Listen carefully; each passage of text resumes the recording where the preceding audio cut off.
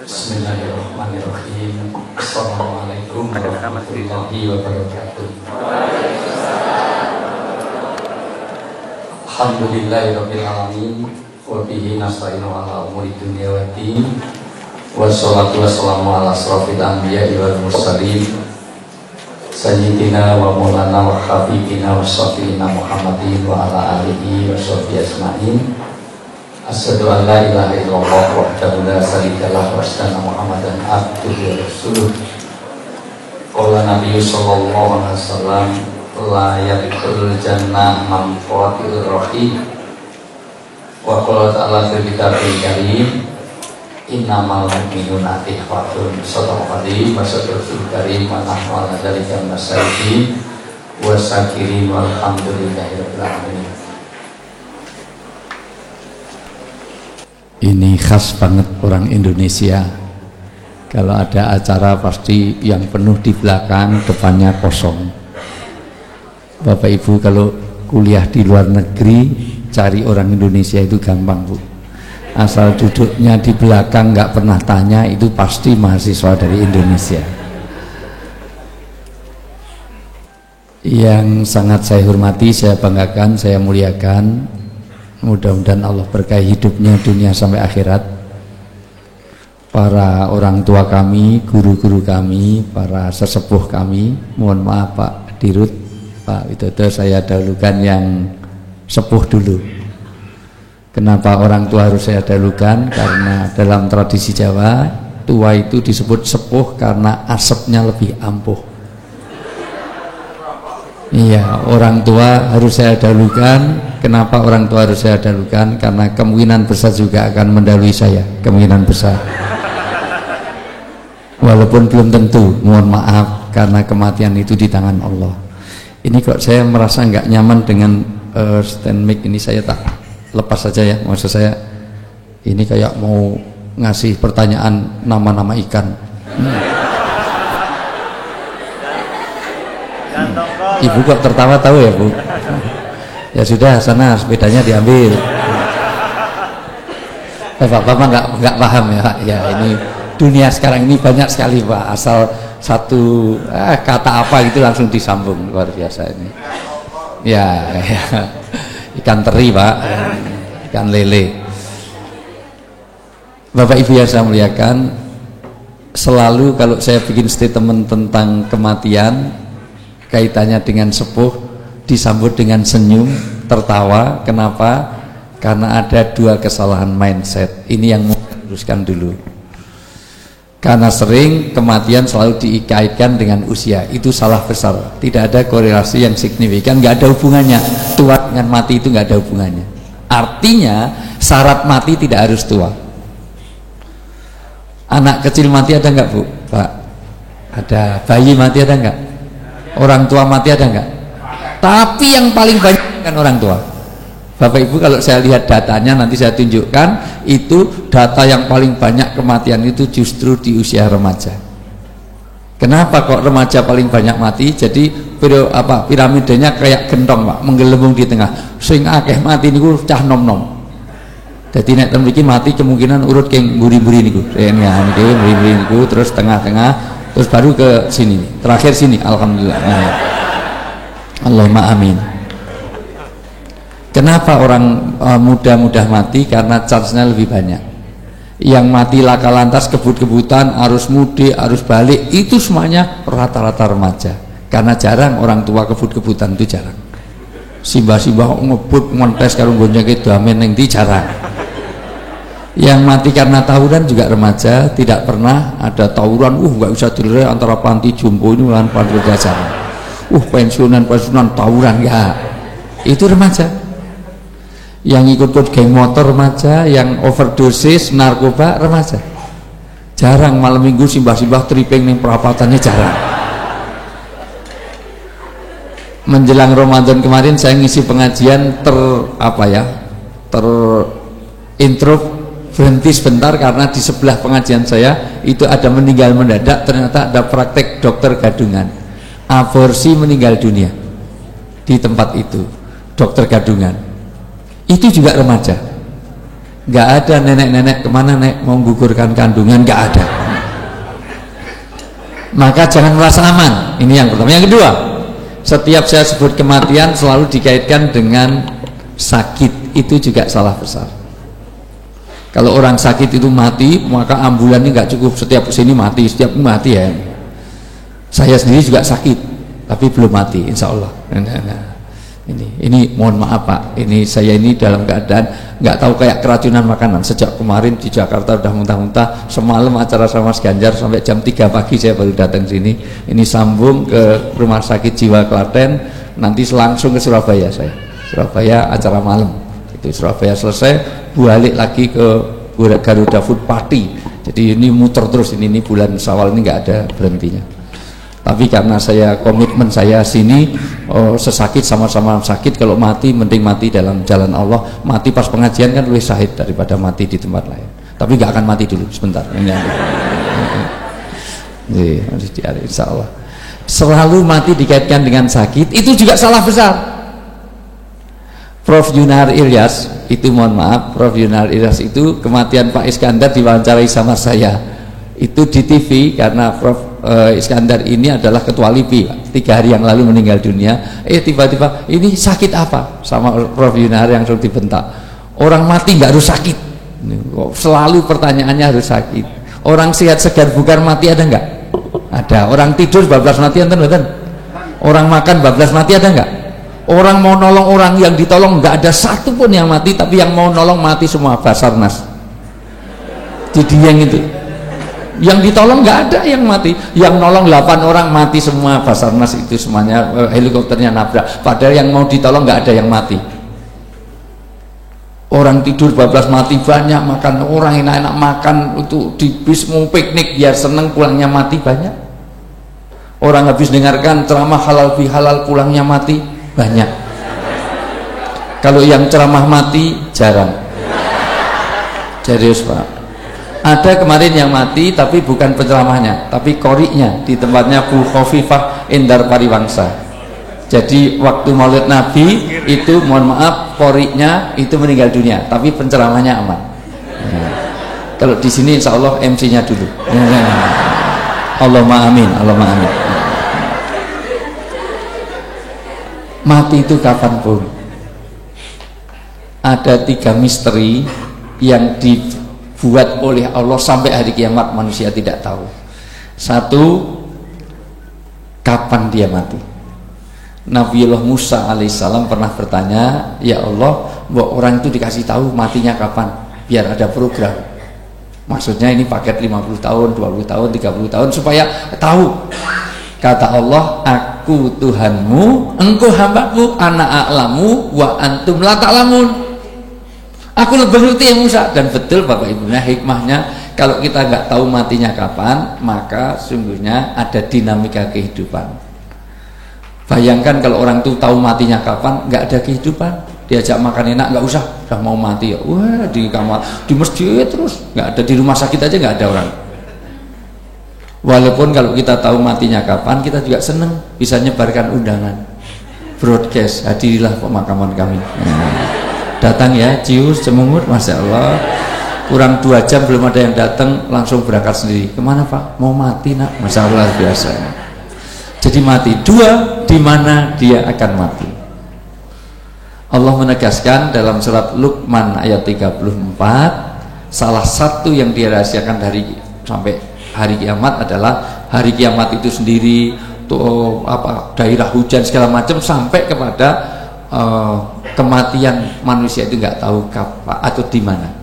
Karena saya pernah diadu dengan Mama Loren di Trans TV, katanya Mama Loren bisa nerawang bahwa artis ini akan sukses, artis ini akan berjodoh, artis ini akan tumbang, artis ini akan cerai segala macam, bisa, katanya bisa nerawang, punya indera ke-6.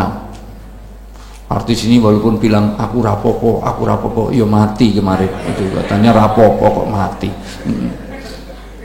Akhirnya saya tanya Mama Loren, sebelum banyak dialog saya tanya aja, Mama Loren tahu nggak matinya di mana? Oh, kalau itu saya nggak bisa nerawang, karena kalau dia tahu matinya di mana nggak bisa mati. Matinya di Jakarta, mulai besok pindah ke Jogja.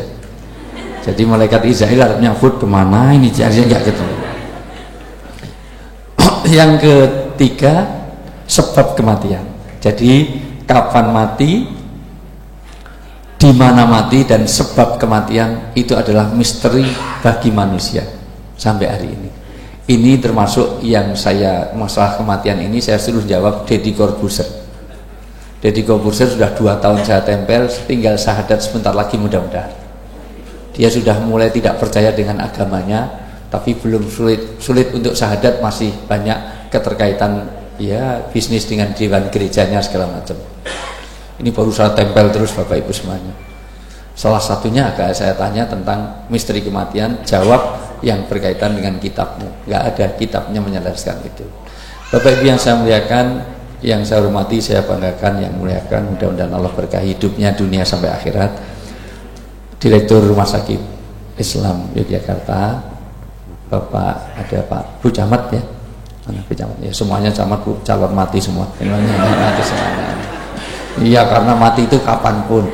Di depan pesantren saya Bu, setiap sore banyak orang mancing, orang nggak sadar, mancing sambil ngerokok, rokoknya jatuh, mati Bu. Sering sekali itu. Serius, betul Pak. Orang itu mancing di Kali Cudi, setiap sore itu mancing di Kali Cudi sambil ngerokok, rokoknya jatuh, mati.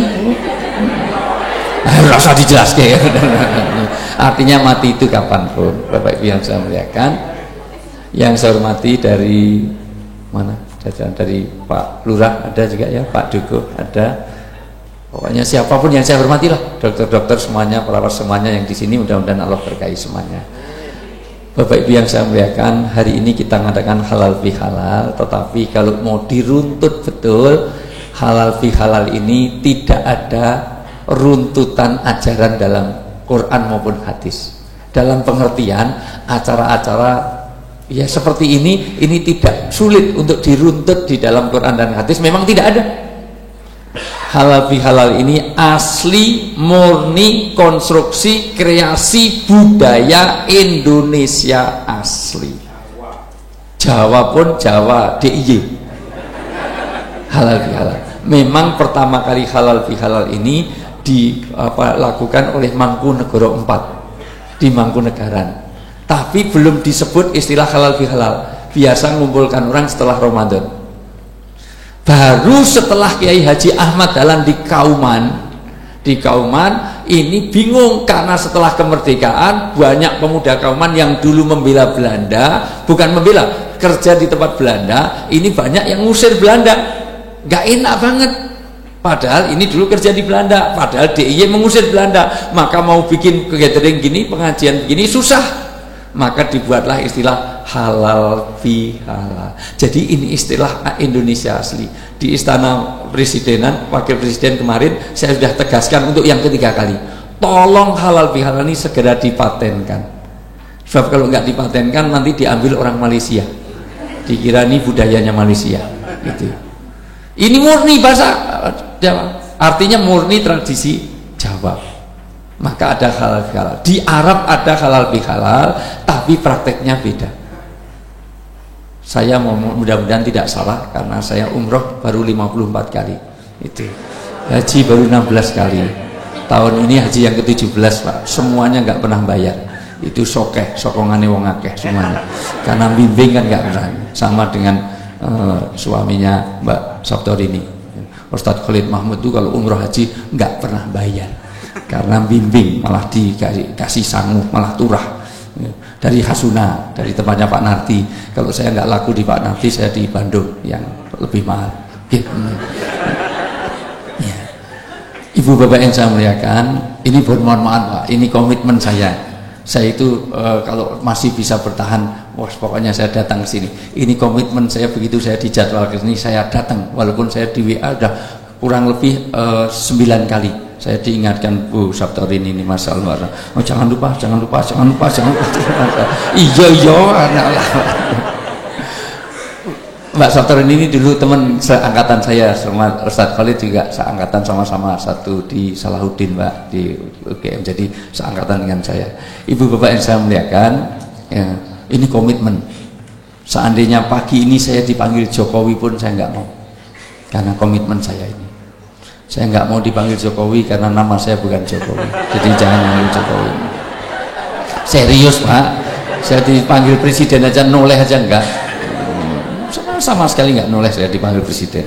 Bapak Ibu yang saya muliakan, bahwa halal bihalal ada di Arab tetapi prakteknya beda.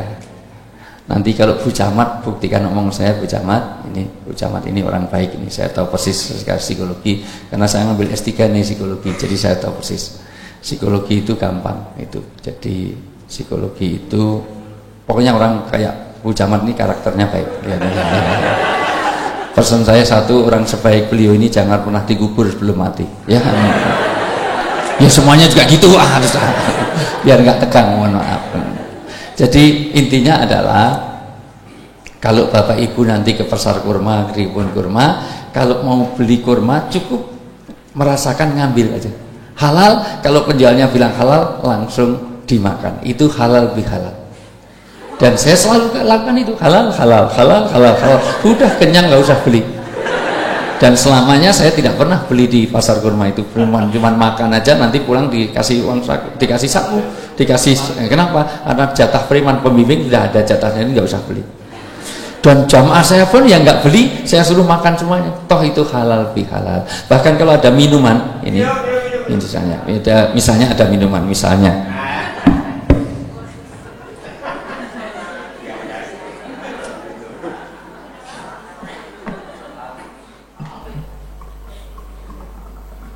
karena untuk contoh misalnya saya bilang, saya tanya halal, maka boleh diminum, itu namanya halal bihalal. Mudah-mudahan yang melihat saya minum hidupnya diberkahi Allah, mudah-mudahan yang minum ini hidupnya diberkahi Allah. Giliran saya yang ngamini cuma 4 orang, ya Allah, cuma Bu Camat sama kawan. Mudah-mudahan yang minum ini hidupnya diberkahi Allah. Ya, bismillah, amin aja pelitnya luar biasa. Alhamdulillah. Bapak Ibu yang saya muliakan, itu halal bihalal. Bahkan kalau saya mau ingin wudhu, nggak tahu ini sendal siapa, saya tanya halal, kemudian ada yang Bu Camat bilang halal, maka langsung boleh saya pakai. Itu halal bihalal. Tapi makna itu jangan dibawa di Indonesia, karena kalau nanti halal bihalal itu maknanya pakai makna Arab, kacau. Apalagi orang Indonesia ketemu orang Arab, halal bihalal, kacau. Padahal ini laki perempuan kumpul ngadakan halal bihalal. Jadi nanti buat halal, sudah tinggal cari kamar saja di situ. Itu halal bihalal. Tapi bahasa tergantung kesepakatan. Karena ini sudah menjadi istilah di Indonesia, maknanya beda. Artinya saling mengikhlaskan, bukan paling menghalalkan. Karena kalau halal bihalal betul harus nikah dulu, itu betul. Itu.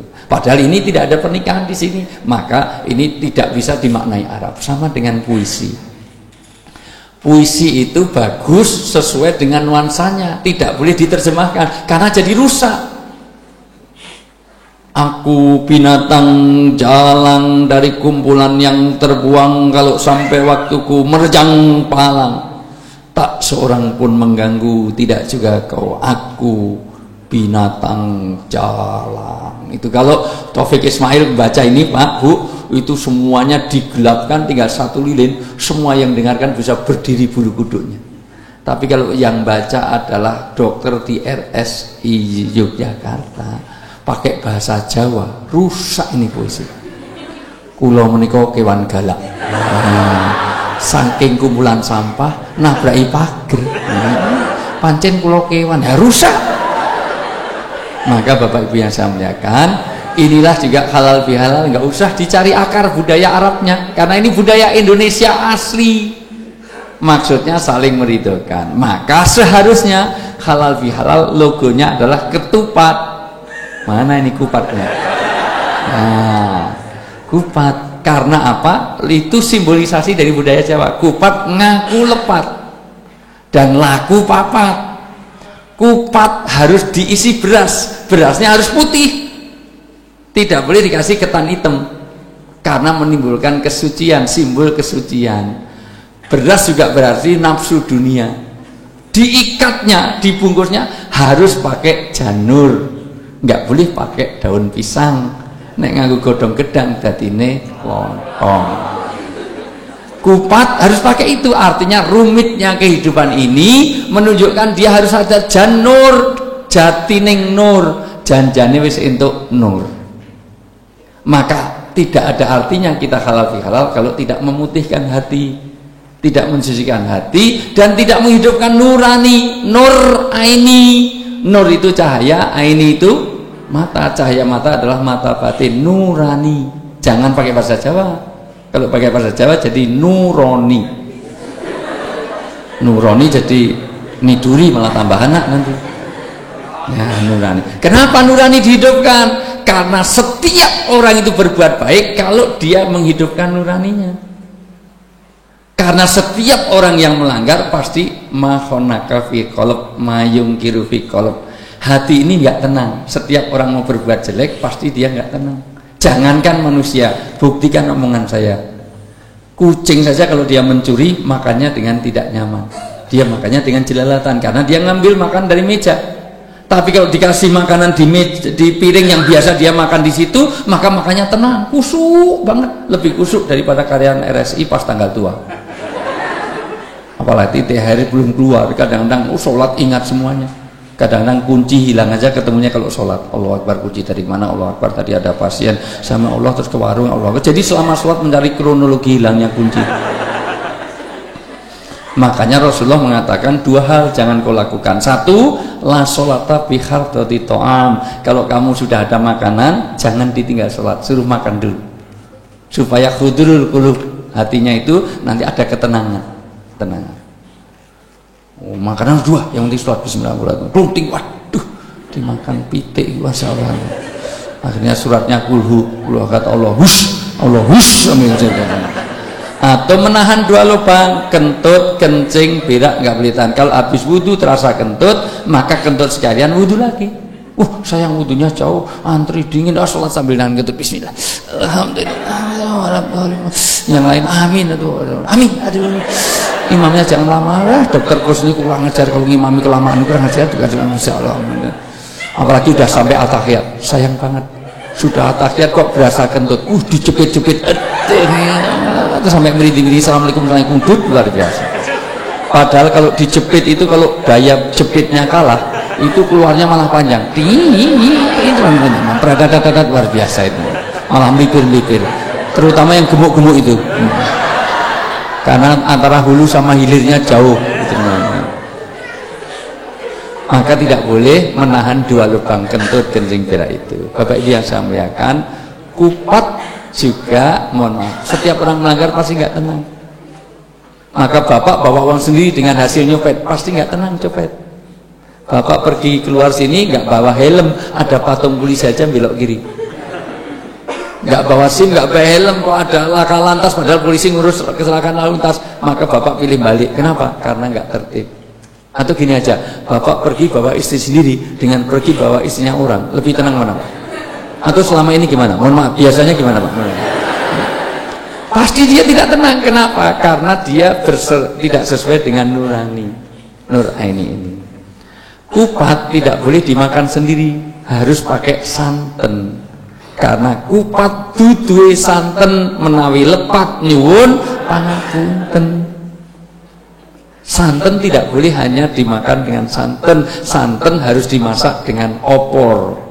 Opor harus ada krecek kulit dan irisan hati. Kenapa? Karena mohon maaf, lahir dan batin. Lahir simbolnya krecek kulit, lahir, dan batin hati yang dihancurkan, yang diiris-iris. Artinya laku papatnya nanti di sini sudah lebar, lebur, bahkan luber, bahkan labur. Inilah kalau mau dicari simbolisasinya halal bihalal ini.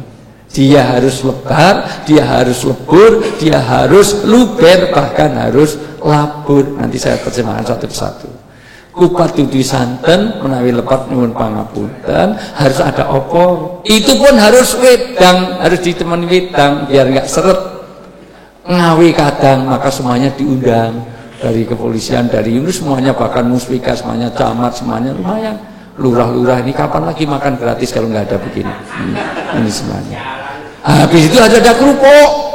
Kerupuk itu kerukunan yang dipupuk. Kalau itu karangan saya sendiri. Ini nggak ada ini semuanya. Nah, tapi saya tadi sejak masuk nggak ada opor, lontong, apa, tidak ada kupatnya, tidak ada sambal kreceknya, kulit apa, irisan hatinya nggak ada. Maka ini belum sah, halal fihalal ini belum sah. Jadi harus ngadakan lagi. Harus ada itu, ngundang saya lagi nanti kelanjutan itu.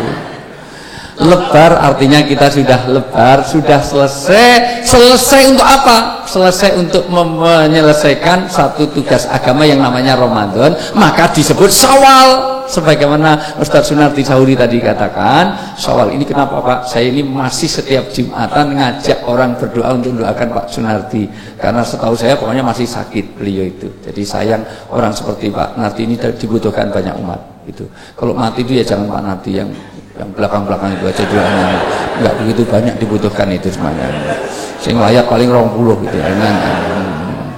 Bapak Ibu yang saya muliakan, karena orang baik-baik itu sekarang malah nggak lama-lama Pak ini Mas. Bapak Ibu yang saya muliakan, maka disinilah orang harus lebar. Artinya Syawal, artinya peningkatan. Latar kabuna tobakon antobak. Maka rumah sakit ini ke depan harus lebih baik daripada sekarang. Tahun depan harus lebih baik dari tahun ini.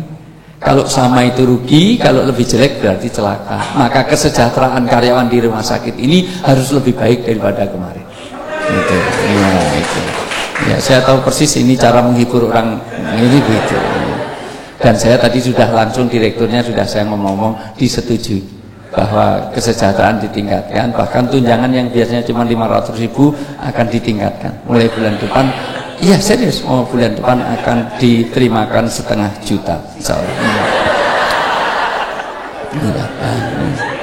Gak perlu ditingkat, gajinya dinaikkan. Biasanya ngambil di lantai 1, nanti di lantai 2 dia ngambilnya itu, jadi ditingkatkan rumahnya. Kinerja kita harus ini, pastikan Anda bisa bernilai ibadah. Ini Syawal, kata new kid on the block, step by step. Orang itu harus meningkat terus. Kapan kerja ini menjadi ibadah? Kalau ada 4 hal. 1, niat yang benar. Niat di sini semata-mata niatnya adalah untuk ibadah. Kalau hanya untuk cari uang, rugi kerja di rumah sakit. Mending jadi bandar narkoba, cepatnya luar biasa. Kayak Masya Allah. 2, dengan cara yang benar. Sebab kalau niatnya benar, caranya salah, nanti jadi Robin Hood.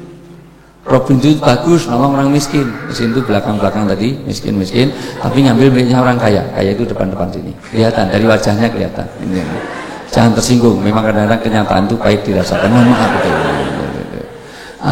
Itu perawat, ngambil punyanya dokter. Biasanya perawat itu tidak lebih kaya daripada dokter. Itu kecuali di rumah sakit ini. Oke. Karena perawatnya, suaminya juga dokter. Jadi ini mana? Bapak Ibu yang saya muliakan, artinya apa? Cara benar, niat benar, caranya benar, bidang kerjanya. Alhamdulillah rumah sakit ini bidang kerja yang baik. NU dan Muhammadiyah sepakat, FPI dan HTI juga sepakat, kerja di sini 100% halal 100%.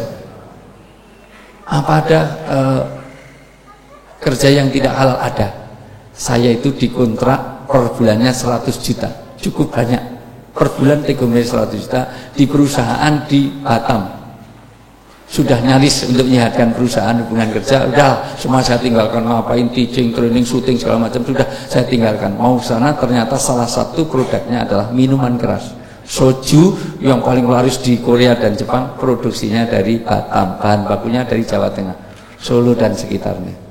Akhirnya saya nggak mau ke sana. Kenapa? Karena itu salah satunya adalah bidang kerja yang nggak benar. Bapak Ibu bidang kerja sudah betul, maka tinggal yang keempat, hasil kerjanya harus untuk kemanfaatan keluarga dan orang-orang yang membutuhkannya. Maka luber itu inamatun soruna waturzakuna waturhamuna bida'afikum. Sesungguhnya berkahnya rezeki, kasih sayang Allah dan pertolongan Allah di rumah tangga kita kalau kita peduli pada orang-orang rakyat rakyat jelata. Kalau kita peduli kepada orang yang tidak mampu, rezeki yang diminta bukan banyaknya tapi berkahnya. Bapak Ibu bolehlah kerja di rumah sakit ini sebulan 20 juta, cukup. 20 juta hidup di Jogja itu cukup. Saya merasakan, karena saya lebih dari itu. Oke, mana? Sudah cukup. Ya, sirik dan tak mampu. Masalah. 20 juta sebulan cukup. Tapi kalau anak kena narkoba sudah hilang berkahnya. Tahu narkoba Pak? Untuk mabuk yang namanya puto itu 300.000 1 gram. Untuk ngebong itu yang murah lagi sabu-sabu 290. Yang murah lagi itu Makadon, AO, KTI, Manson, Mentilon, Paman Gober agak murah. Tembakau Gorilla agak murah. Murah lagi Ciu, Jenever, murah lagi Lim Aika Ebon. Itu iya murah. Untuk mabuk mahal Pak. Itu murah lagi apa Pak? Yang gini nih, mohon maaf. Nah, yang biasa minum tahu betul, Masya Allah. Kopi miring, ibu juga jawab berarti jualan juga ini, oplosan namanya. Karena iya zaman bapak masih muda Pak, paling mabuk 1.000 rupiah bisa mabuk ya. Numpak bis madep neng Gurus, luar biasa. Iya zaman Guri ini masih muda, ada mau arep neng Magelang tekan blapak wis semua entek telung plastik ini hanya saja. Mabuk kok larangin luar biasa. Sudah hilang berkahnya. Gaji 20 juta, anak kena narkoba, istrinya mentel, bawel, cerewet, trikis, makanya banyak, tidurnya petah, ngorok, ngentutan, ngileran, ngantuan, maka hilang berkahnya. Suaminya galak setengah mati, hilang berkahnya. Pilih mana gaji 20 juta, keluarganya nggak tenang. Dengan gaji 30 juta, tapi keluarganya tenang. Pilih yang tenang. Lah salah satu ketenangan Allah turunkan kalau zakat, infak dan sodakohnya, maka kerja di sini harus langsung dipotong zakatnya. Saya nggak tahu sudah ada belum langsung potongan zakat. Ya, alhamdulillah supaya yang dibawa ke rumah sudah bersih. Sengaja saya di rumah saya ada pesantren. Sengaja saya mimpin pesantren di Darul Hikmah Pak di Sembung. Itu 150 makan gratis, tinggal gratis, sekolah gratis. SD memang itu nggak sampai SMA. SMA-nya masih bayar. Tapi kenapa 150-an orang? Kenapa? Supaya mencari keberkahan. Tiap bulan dia ngambil beras, ngambil ini, jadi indah keberkahan karena rezeki itu yang penting berkah itu tadi. Maka diperlukan luber, lebar, lebur. Maka hari ini kita saling meminta maaf. Jangan sampai taksabuhum jami'a wa qulubuhum satta. Kelihatannya duduk bareng, tetapi hatinya pecah. Kelihatannya satu rumah sakit ini tapi hatinya ada SMS, senang melihat orang susah, susah melihat orang senang. Ini door prize-nya untung standar. Seandainya door prize-nya itu enggak standar, itu membuat SMS. Jadi ini, sebelahnya kok dapat mobil, kita kok dapat payung. Rasanya pengennya saya mobil, sebelahnya payung. Dan anehnya kalau mobilnya tabrakan, rasain, syukurin, mudarolah ini kelihatannya nanti salaman tapi belangkon, maka tidak boleh pakai belangkon, maka saya pakai peci supaya yang di depan dengan yang di belakang itu sama.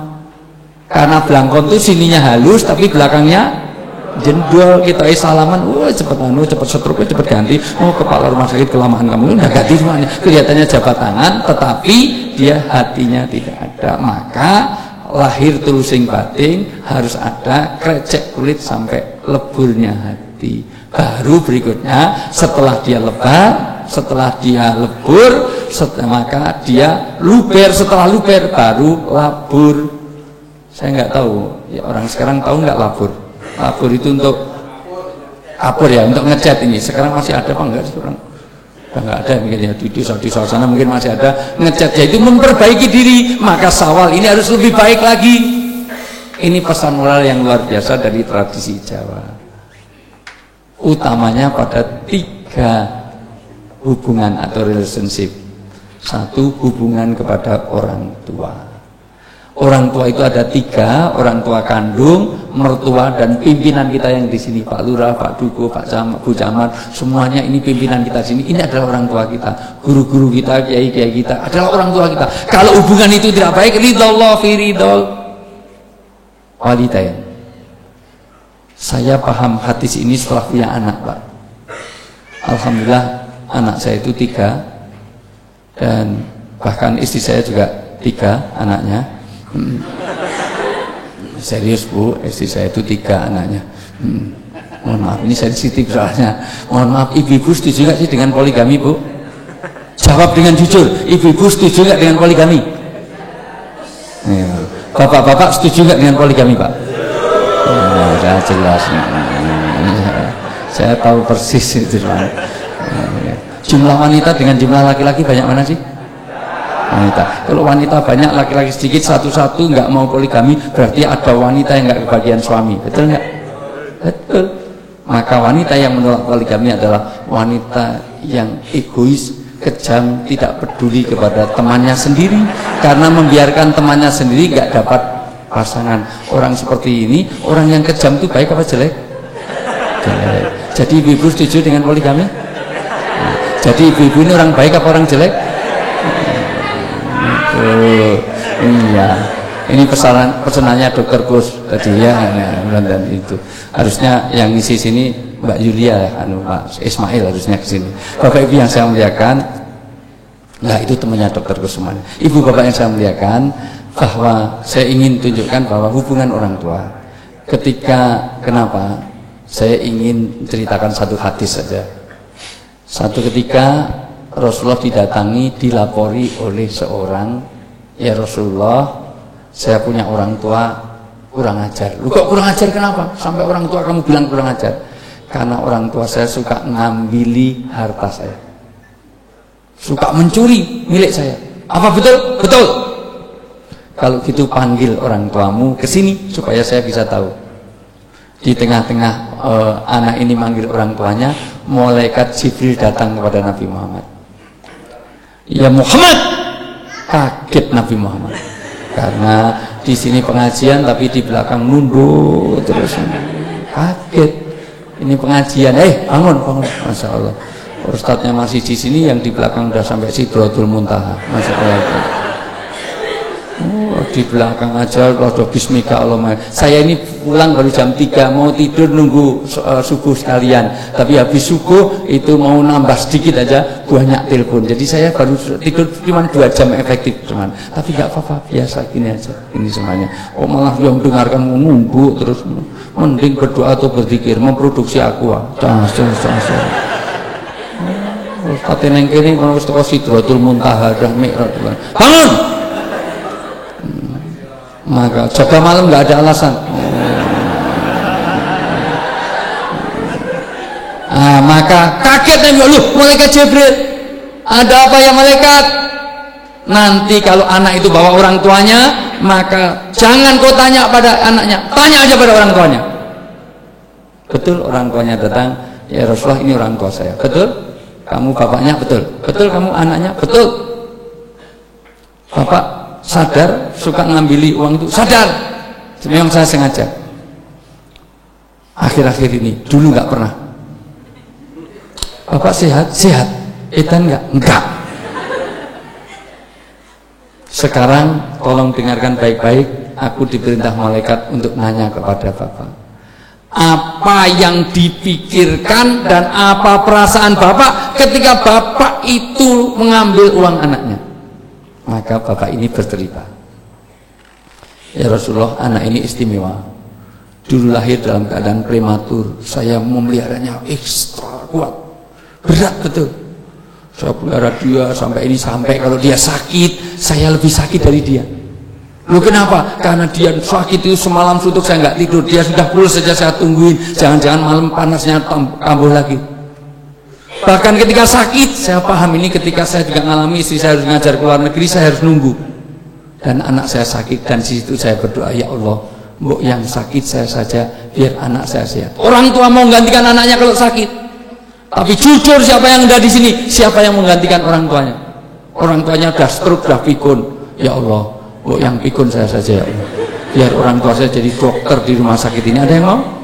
Bahkan saya pernah melihat langsung, saya orang daerah. Itu adik saya itu namanya Sabtorini, makanya saya hafal banget sama Sabtorini. Nomor 7 adik saya itu namanya Sabtorini, makanya saya hafal karena dulu usaha bapak saya itu bisnya itu tulisannya semuanya Sabtorini.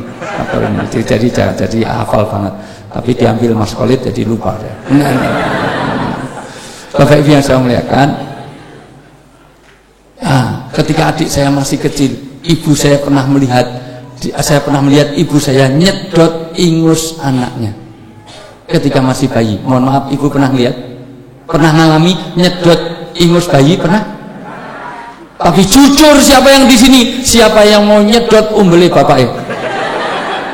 Bapak pilek ya Pak, kena sedot umbel. Bahkan dia saya sekolahkan,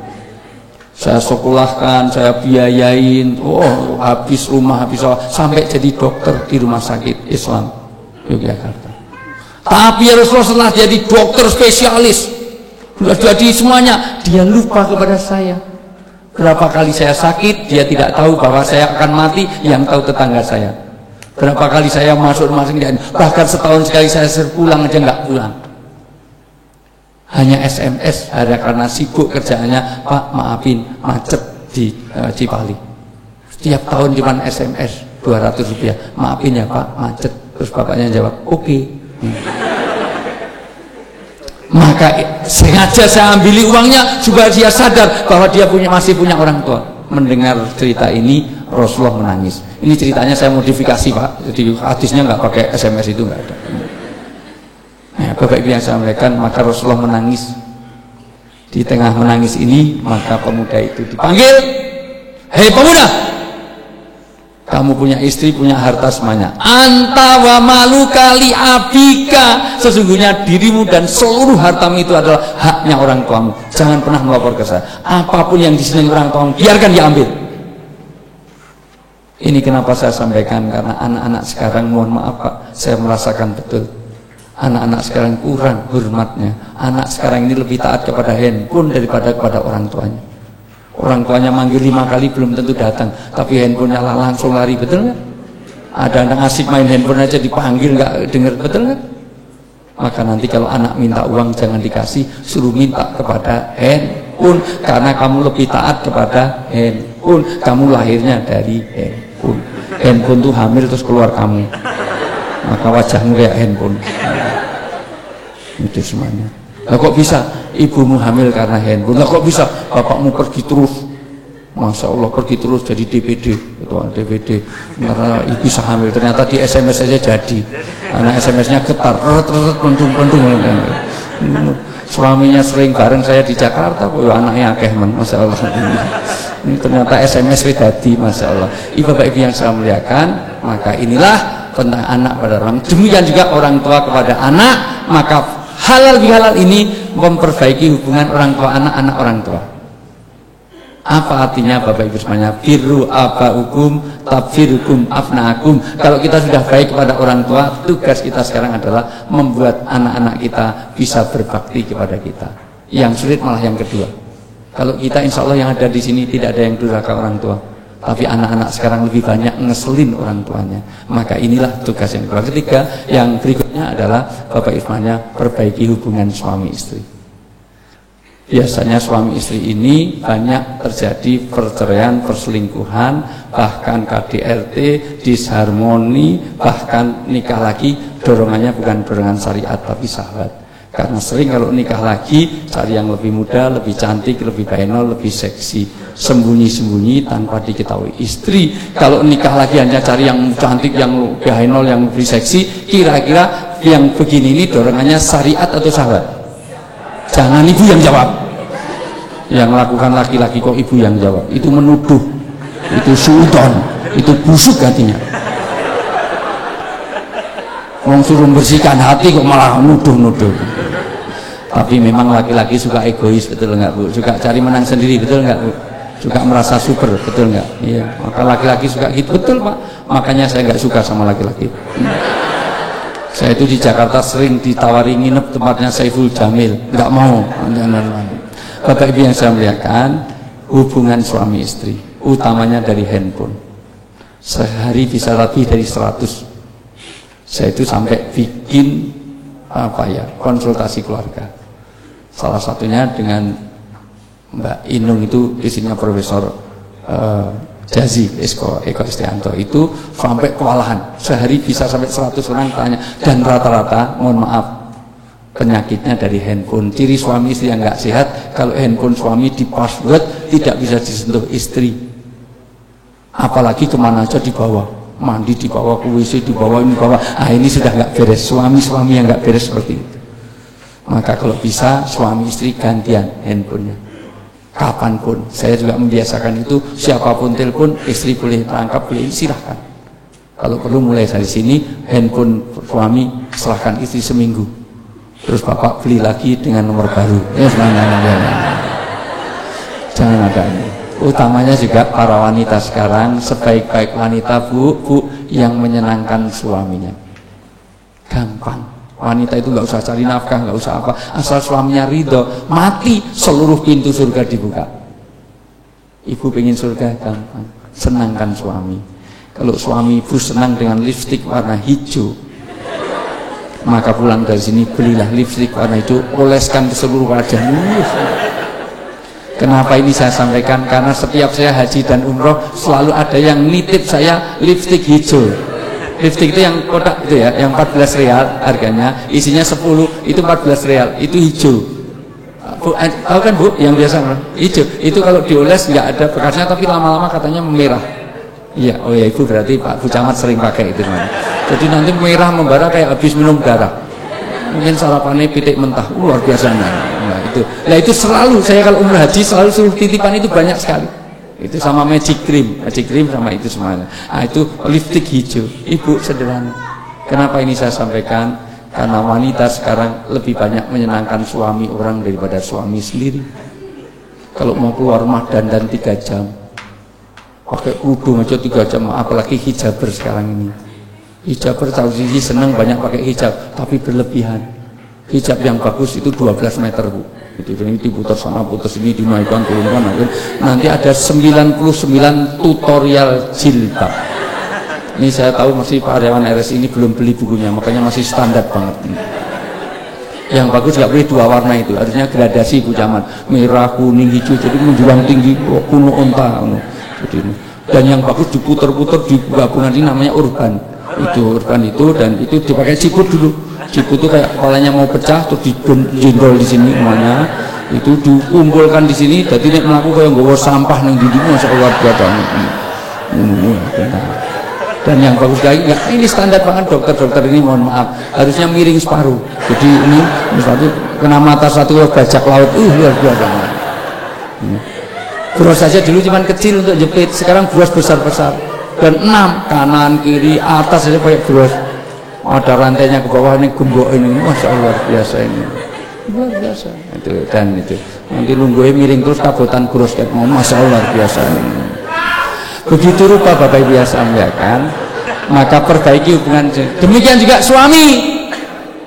Seringkali suami-suami ini tidak pandai mendengar keluhan istri. Maka jadilah suami yang bisa sebusuk-busuk, suami yang suka menyakiti hati istrinya. Tidak ada kemuliaan yang lebih mulia daripada suami yang suka memuliakan istrinya.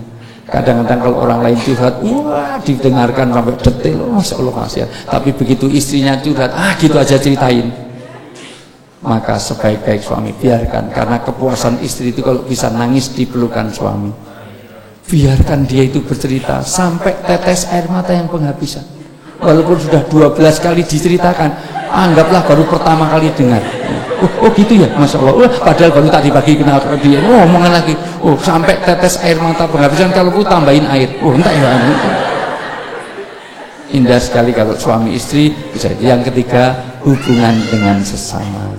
Ridallah fi ridha ibadi. Untuk itulah kita bersilaturahim seperti ini. Karena apa? Kita dulu satu rahim. Rahim itu peranakan, rahim itu kasih sayang, rahim itu persaudaraan. Kenapa? Karena kita dulu satu rahim. Bapak Ibu kalau nanti saya urut-urutkan, Bapak Ibu itu satu rahim dengan saya. Nggak mungkin Bapak Ibunya beda. Diturut nanti ketemu satu neneknya. Artinya apa? Bapak Ibu itu simbahi foto. Simbah itu Mbah Buyut beda Mbah Cangga, Mbah Jamal, Mbah Waring, udeg-udeg tepuk kosok gantung lagi, coba wangi. Kalau beda, nenek moyang kita sama-sama seorang pelaut. Nenek moyang orang pelaut. Kalau nggak ketemu dari nenek moyang, kita ketemu Adam dan Hawa. Maka disinilah pentingnya silaturahim, layadkhulul jannah man qatirahim. Supaya kita tidak akan masuk surga kalau memutuskan hubungan rahim. Maka mengadakan gathering seperti ini, mengumpulkan orang seperti ini, jangan hanya setahun sekali. RS ini barang setahun 4-5 kali. Ini dikasih makan gratis, itu semuanya. Jadi supaya dukuh-dukuhnya ya tambah ini semuanya. Oke, itu saja yang perlu saya sampaikan. 3 hubungan ini halal bihalal. Sudah pas waktunya jam 11 karena saya jam 12 di RSIJ, di Rumah Sakit Jiwa. ya Pak. Saya sih nggak sakit jiwa, tapi maksud saya acara yang sama. Baik, selesai itu mungkin ada dialog. Ibu-ibu ada pertanyaan? Tidak ada. Bapak ada pertanyaan? Tidak ada. Baik, kalau tidak ada selesai itu saja. Kurang lebih mohon maaf. Wallahu muwaffiq ila aqwamit thoriq.